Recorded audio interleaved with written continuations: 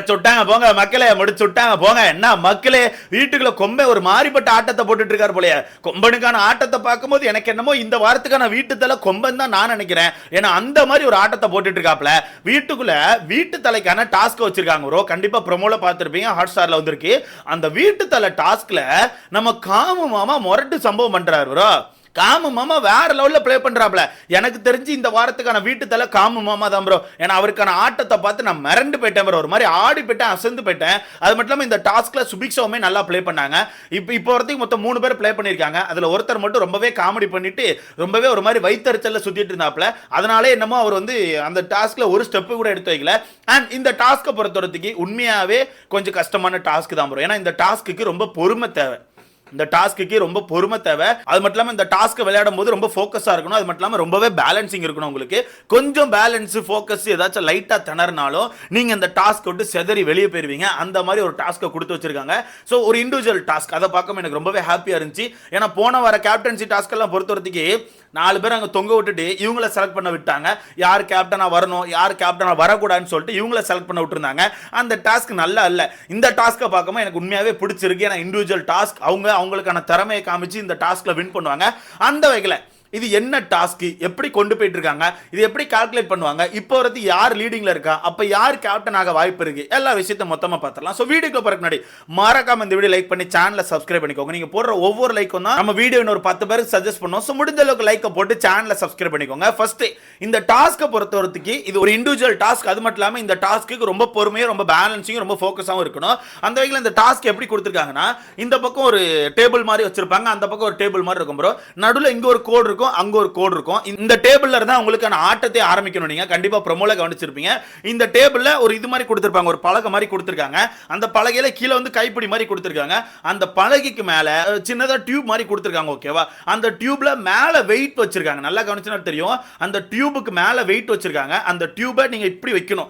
Wait மேல இருக்க மாதிரி அந்த டியூபை இப்படி வச்சு கட்டையில வச்சு கீழ உங்களுக்கு ஹேண்டில் பார் கொடுத்திருக்காங்க. அந்த ஹேண்ட்ல பிடிச்சு தூக்கிட்டு அந்த மேல வச்சிருக்க டியூப் கீழே விழாம அப்படி மெதுவா நடந்து போய் அந்த பக்கம் இருக்க கோட்டையை தாண்டி அந்த பக்கம் இருக்க ஒரு டேபிள்ல போய் வச்சிரணும். ஓகேவா? டேபிள்ல வைக்கிறீங்களோ இல்லன்னா அந்த பக்கம் கோட்டை தாண்டனே அந்த டியூப்லாம் கீழே விழுது, அதை பத்தி பிரச்சனை கிடையாது. பட் அந்த கோட்டை தாண்டிரணும். அப்படி கோட்டை தாண்டறதுக்கு முன்னாடி பாதி வழி போயிட்டு இருக்கும்போது அந்த டியூப் வந்து ஸ்லிப் ஆகி கீழே விழுந்துட்டுனா நீங்க ரிட்டர்ன் முதல்ல இருந்து ஆரம்பிக்கணும். ஓகேவா? அப்படிதான் இந்த டாஸ்க் கொடுத்திருக்காங்க. இந்த டாஸ்க்கை பொறுத்தவரைக்கும் இங்க ஒரு 3 டியூப் வச்சிருக்காங்க, அந்த பக்கம் ஒரு 3 டியூப் வச்சிருக்காங்க.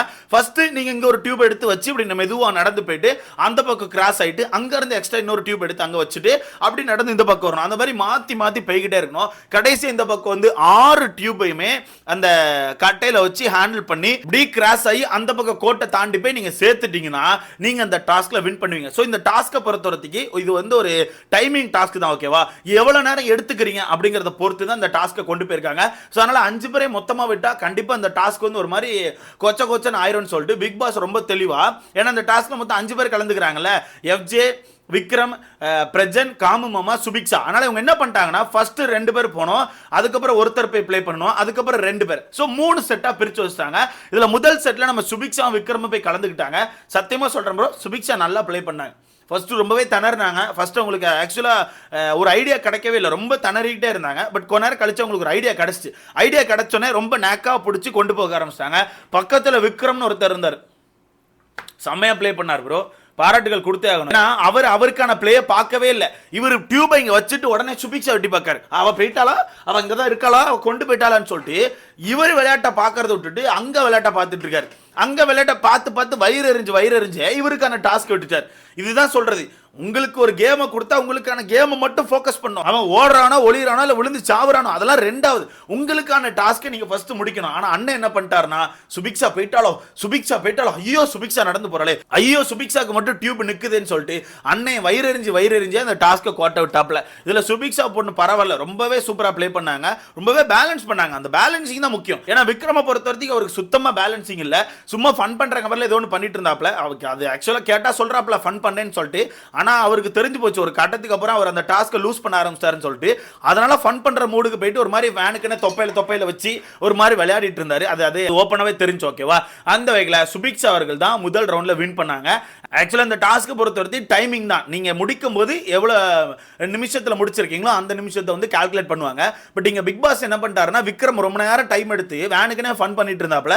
அதை பார்த்த பிக் பாஸ் பாஸ் என்ன பண்ணிட்டாருன்னா சுபிக்ஷா முடிச்ச கொஞ்ச நேரத்திலே டாஸ்க்கை நிப்பாட்டிட்டார். போதும், சுபிக்ஷாவே முடிச்சிட்டாங்க, நீ எப்படியும் தோத்துட்ட, வீட்டுக்கு போன்னு சொல்லி அனுப்பிவிட்டாப்ல. இதுல சுபிக்ஷா அவர்கள் 21 நிமிஷம் 14 செகண்ட்ல இந்த டாஸ்க்கை முடிச்சிருக்காங்க. இப்படி 21 நிமிஷம் 14 செகண்ட்ல முடிச்சிருக்காங்க. உண்மையாவே நல்ல பிளே ப்ரோ, சத்தியமா சொல்றேன், நல்ல பிளேனா.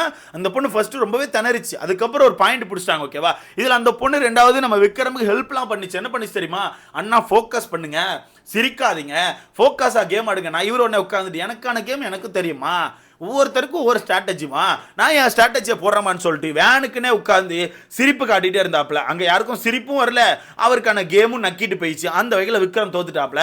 இதில் சுபிக்ஷா அவர்கள் வின் பண்ணி ஃபர்ஸ்ட் டைமிங்கை செட் பண்ணியிருக்காங்க. இந்த டைமிங்கை இதுக்கப்புறம் யார் பீட் பண்ணுறாங்களோ அவங்க தான் டேபிளுக்கு மேலே போவாங்க. யாருமே பீட் பண்ணலன்னா ஆட்டோமேட்டிக்காக சுபிக்ஷா அவர்கள் வின் பண்ணிடுவாங்க. பட் அதுக்கப்புறம் தான் கொம்பை களத்தில் இறங்கினாப்புல. ஏன்னா ரெண்டாவது ரவுண்டு வைக்கிறாங்க. ரெண்டாவது ரவுண்டை பொறுத்தவரைக்கு நம்ம காமு மாமா மட்டும் தனியாக ப்ளே பண்ண போனாப்புல. தனியாக ப்ளே பண்ண போனால் நம்ம காமு மாமா வேற லெவல் சம்பவம் பட்டார், ஒரு மாதிரிப்பட்ட சம்பவம் பண்ணார். எனக்கு தெரிஞ்சு அவர் வேகமாக தான் பண்ணார். ஓகேவா, ஏன்னா டப்பு டப்புன்னு வச்சார், ஒரு மாதிரி நடந்து போறாரு, வராரு ஒரு மாதிரி பண்ணிட்டு இருந்தார். ஆனால் பார்த்தா கடைசியில் 17 நிமிஷம் 59 செகண்ட்ல முடிச்சிருக்காப்ல. சொல்லப்போனா 18 நிமிஷம் எடுத்திருக்காப்ல இந்த டாஸ்க்கை முடிக்கிறதுக்கு. பரவாயில்ல, நல்லா தான் பண்ணாப்ல, ஒன்றும் குறை சொல்றதுக்குல. பட் எனக்கு என்னன்னா, இந்த டாஸ்க்கை இங்கே காமு மாமா விளையாடிட்டு இருக்கும் போது அந்த பக்கம் பாரு பார்க்கணுமா, எப்பா எப்பா எப்பா பாரு, ஐயோ அவங்க பண்றது இருக்க, விழுந்து விழுந்து கும்பிடுறாங்க, ஐயோ ஐயோ ஐயோ ஐயோ டே பண்றான்னு சொல்லிட்டு ஒரு மாதிரி அவங்களுக்கு காக்காவளிப்பு வந்துட்டே இருக்கு, காக்காவளிப்பு வந்துட்டே இருக்கு. இதுல காமு மாமா அந்த டாஸ்க்கை முடிச்சுட்டு வெளியே வந்து ஓடி போயிட்டு கெட்டி பிடிச்சிட்டு, மாமா, அதாவது காமு மாமா மாஸ் பண்ணிட்டீங்க மாமா, தெரியுமாமா நீங்க தான் மாஸ் பண்ணுவீங்கன்னு சொல்லிட்டு ஒரே கெட்டிப்பிடி வைத்தியமா தான் இருக்குது. என்ன கதனே தெரில. அக்கா, நீங்கள் தானே இந்த சனிக்கிழமை வீட்டுக்கு தூது அனுப்புனது. அம்மா, இதுக்கப்புறம் காமு பக்கத்திலே போக மாட்டேன். அம்மா, இதுக்கப்புறம் அரோரா பக்கத்திலே போக மாட்டேன். அம்மா, இவங்க 2 பேர் பக்கத்தில் இதுக்கப்புறம் நான் போக மாட்டேம்மா. இதுக்கப்புறம் என் வாழ்க்கையை தான் பார்க்க போகிறேன். வெளியே வந்தால் கூட காமு மாமாட்ட பேச மாட்டேம்மா, அவ்வளோதாம்மா, போதுமான்னு சொல்லிட்டு அம்மாவுக்கு தூதுலாம் அனுப்புனீங்களாக்கா. இப்போ என்னக்கா திடீர்னு நேற்று நைட்லேருந்து ஒரு மாதிரி காமு மாமா கூட என்னைய ட்ரை பண்ணிட்டே இருக்கீங்க, எனக்கு ஒன்றும் புரியலையேங்க, என்ன கதைன்னு தெரில. ஒருவேளை இந்த வாரம் பெருசாக கண்டென்ட் கொடுக்க முடியாதுன்னு சொல்லிட்டு காமு மாமா கூட சேர்ந்ததா கண்டென்ட் கொடுக்க ட்ரை பண்ணுறாங்களோ, என்ன எல்லாவையோ ட்ரை பண்ணுறாங்க. அந்த வகையில் இங்கே காமு மாமா விளையாடும் போது பாரு அவர்கள் ரொம்ப எக்ஸைட் ஆகிட்டு இருந்தாங்களா. அதே மாதிரி முதல் ரவுண்டில் சுபிக்ஷா ப்ளே பண்ணாங்களே, அப்போ பெருசாக வீட்டில் யாருமே எதுவுமே இது பண்ணல. சுபிக்ஷா ஒவ்வொரு கட்டமாக தாண்டும் போது ஒரு சில பேர் மட்டும் தான் கைத்தட்டி சூப்பர் சூப்பர் சொன்னாங்க. இதில் பிரஜன் அவர்கள் கூட சொன்னாங்க, வேற லெவல் சூப்பராக பண்ணுறான்னு சொல்லிட்டு. அடுத்து நம்ம சபரி சொன்னாங்க, கனி சொன்னாங்க. ஆனால் அந்த பொண்ணு வின் பண்ணிட்டு வெளியே வந்தோன்னே 3/4 பேர் அந்த பொண்ணுக்கு சும்மா கையை கொடுத்துட்டு நேராக விக்கல் சுக்கரமா பார்க்க போயிட்டாங்க ப்ரோ. ஏங்க, அவர் தோத்துட்டு வந்திருக்காருங்க. அவர் ஒரு டியூபோ என்னமோ தான் கடத்தினார், ஒரு டியூபோ 2 டியூபோ தான் கடத்தினார். அதுக்கு மேலே அவர் எதுவுமே பண்ணல. அவர் தோத்துட்டு சும்மா அந்த தோல்வியை மழுப்புறதுக்கு நான் காமெடி பண்ணேன்னு சொல்லி முட்டு கொடுத்துட்டு வந்துட்டு இருக்காரு. அவர்கிட்ட போயிட்டு சூப்பரா பண்ணேன்னு சொல்லிட்டு இருக்காங்க. ஏங்க, அந்த அங்கே வாங்கிட்டு ஒரு பொண்ணு ஒரு டைமிங்கை செட் பண்ணி வச்சுட்டு வந்திருக்கு, அந்த பொண்ணுக்கு யாருமே பாராட்டுகள் கொடுக்கல. பாவம், அந்த பொண்ணு ஒரு மாதிரி அனாத மாதிரி வந்து நடு வீட்டில் நின்றுட்டு இருக்கு. யாராச்சும் நம்மளை வந்து பாராட்டுவாங்களா, யாரா எனக்கு பாராட்டுகள் கொடுக்குறீங்களான்னு சொல்லிட்டு. இதுதான் ப்ரோ இவங்களோட புத்தியை. ஏன் இப்படி பண்றீங்க? ஒரு பொண்ணு வின் பண்ணிட்டு வந்திருக்கு, போய் வாழ்த்துக்கள் கொடுத்துட்டு சூப்பர்மான் சொல்றதை விட்டுட்டு ஒரு பைய மதிக்க மாட்டேங்கானு குறிப்பா. இதுல கடைசியில் இப்போ 3 பேர் முடிச்சிருக்காங்க ப்ரோ. இன்னும் 2 பேர் விளையாட வேண்டியிருக்கு, பிரஜன் எஃப்ஜே.